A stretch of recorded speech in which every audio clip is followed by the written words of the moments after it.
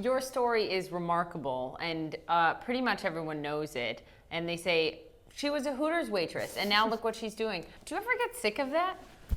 You know, for me, the whole she was a Hooters waitress thing, one, it's true. So everyone had a first job. Mine just happens to be a little more. I worked at the gas station. You worked at a gas station. Yes. So many executives started in restaurants. There are a lot of skills to be learned there. Ton of skills to be learned. So my story's not unique. And the reason it doesn't bother me is because what's behind that headline is a really great set of lessons and learnings and business accomplishments and team building and brands. And so I don't mind that if that's what it takes to get people interested, that's somewhere in the headline, because I'm very proud of what follows it. You have said that there are characteristics and skills that transcend industries and job titles. Yeah.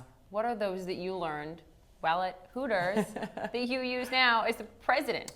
You know, I'd say just being in service in general, you learn two things. That first, you get paid off of the customer's experience. And so if they don't get their food on time, if it's not correct, if they don't have a good time, you make less money. It's just a direct correlation. Sure. And it's immediate. It's immediate. And so you are really aware of when you are really over-delivering on consumers' expectations and when you're not. And so you learn early on how important that is.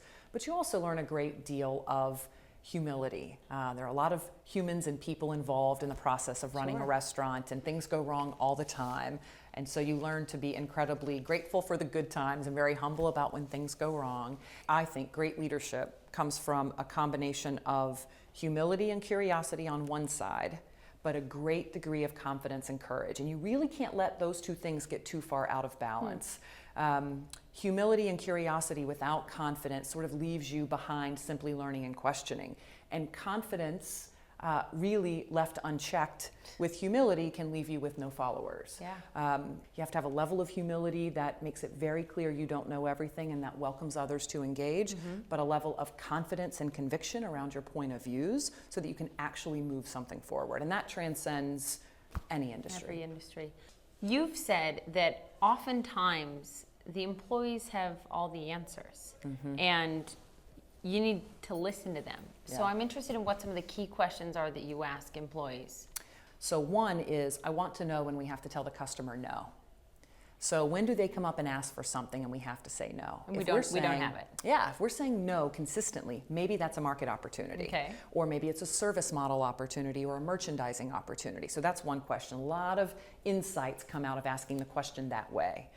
The other is what ends up in the trash. So if you are able to follow the consumer experience to what they're literally discarding, which isn't translatable as literally in all industries, but you could find a way. And really what you're getting at is, what are you providing that the consumer does not value? Yeah. I have read that you used to, maybe you still do this, sit in the bathroom stall when you have extra time at work and listen to what other people are saying, because you learn a lot about the issues at work. Well, I don't sit in the bathroom stall at work, but when I give speeches or hold events, when there's a concentrated group of people, and I used to train and speak a lot when I was growing up, helping to build Hooters.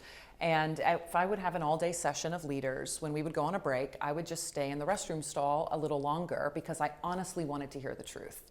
Of course, I couldn't get the benefit of hearing the men chat in the restroom, but at least I could hear what people were saying. And I never let anyone know. I never called anyone out. I never used it for evil, only for good, because I truly wanted to know what people felt. And if there was something good, I wanted to do more of it. And if there was something that was off track, I really wanted to address it organically, or in their minds, magically. How did she know? That is a way to get to the truth.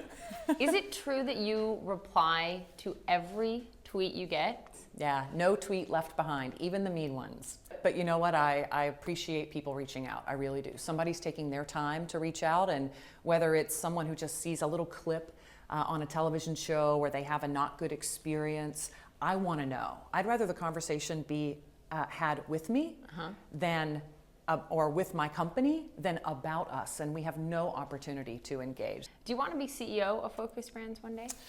Well, I will say we have a new CEO. He's fantastic. I love the role I'm filling now as group president over the Global Channels Group. I spend a great deal of my personal time investing in startups and in particular social impact businesses.